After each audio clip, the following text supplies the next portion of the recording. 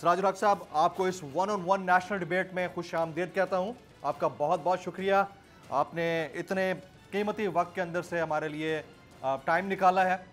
سب سے پہلا سوال، آپ کے اوپر ایک افسوسناک یعنی قافلے کے اوپر حملہ ہوا، خودکش اٹیک تھا، سوسائڈ اٹیک تھا.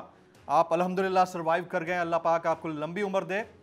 ابھی تک معلوم ہو سکا ہے کہ کون لوگ تھے، کیا کسی نے ذمہ داری قبول کی، اور آپ کس کو ذمہ دار سمجھتے ہیں سراج الحق صاحب؟ باقی کون ہمارا دشمن ہے؟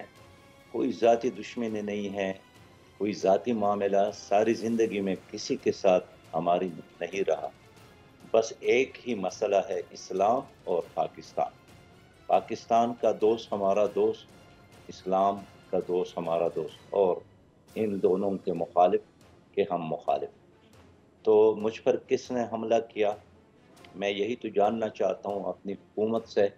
مجھے خود شہباز شریف صاحب نے فون کیا کہ میں تحقیقات کر رہا ہوں جی. اور مجھے وہ آگاہ کریں گے. اس نے وعدہ کیا ہے تو میں ہنوز اب تک ان کے انتظار میں ہوں، اس لیے کہ خیالات کے گھوڑے دوڑانا اور بغیر تحقیق کسی کا نام لینا یہ ویسے بھی ہمارا شیوا نہیں ہے، مناسب بھی نہیں ہے.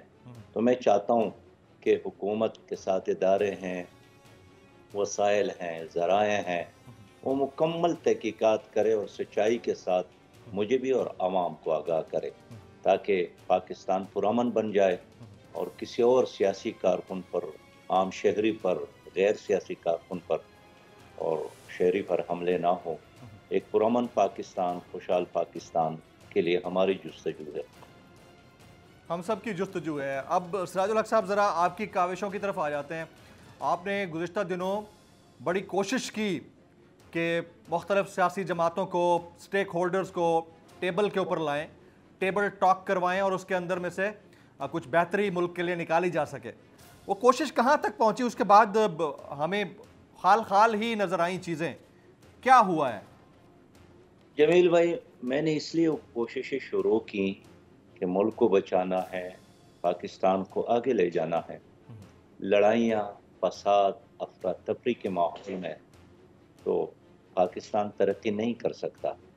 اور اس پوری لڑائی کا جو سب سے زیادہ نقصان اٹھانے والا ہے وہ نہ سیاستدان ہے، وہ نہ جج صاحب ہے، نہ بیوروکریٹ ہے، نہ کوئی کرنل ہے، نہ جنرل ہے.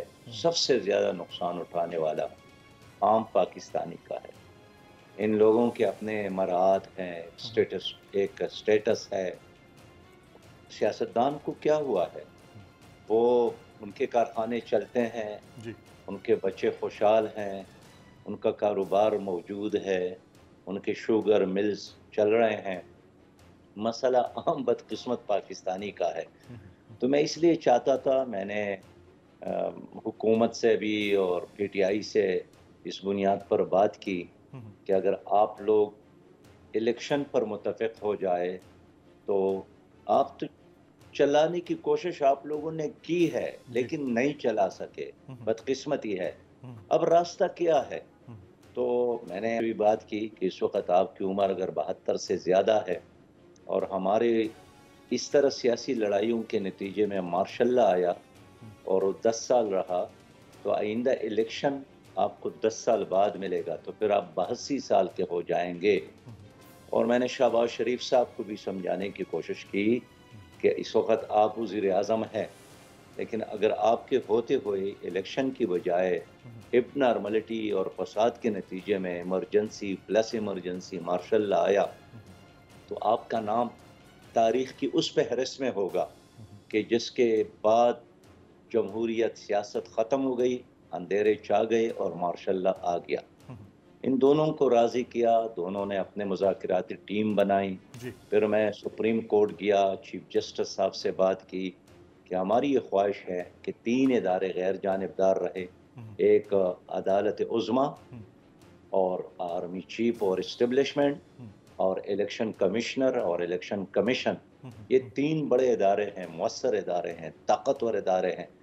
لیکن یہ جب اپنا وزن کسی پارٹی کے پلڑے میں ڈالتے ہیں پھر انصاف نہیں ہوتا ہے. اس لیے اب تینوں غیر جانبدار رہے اور بالآخر سپریم کورٹ نے بھی اس آئیڈیا کو سپورٹ کیا کہ ہاں सियासतदानों को मुज़ाकरात करना चाहिए और फिर एक दो दौर हुए भी, लेकिन कुछ ताकतवर लोग ऐसे थे जिन्होंने उस मुज़ाकरात को कामयाब नहीं होने दिया और उसके बाद 9 मई के वाक़यात सामने आ गए और हनूज़ मसला हल नहीं हुआ।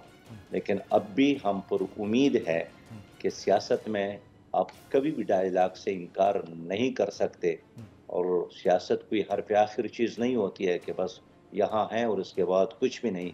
हमेशा मुज़ाकरात, डायलॉग और दलील के लिए रास्ते खुले रहते हैं। इंतज़ार था ना, चलो इस बार वो करते हैं जो इससे पहले किया ही नहीं। किस्मत की आंखों में आंखें डाल के जीतना होगा। सब में शेर जैसी राह, जर्रा जर्रा भी हर कंटेस्टेंट को लगेगा पहाड़। लड़खड़ाना नहीं है, खोल दो अपने पंख अगर आसमान छूना है। अबे लग रहा है ये सब पहले भी कहीं सुना है। एंटरटेनमेंट की गारंटी जनाब, क्योंकि यहाँ खेलोगे कूदोगे तो बनोगे नवाब। खुश रहो पाकिस्तान। खुश रहो पाकिस्तान, बुध और जुमेरात शाम 7 बजे सिर्फ बोल एंटरटेनमेंट पर।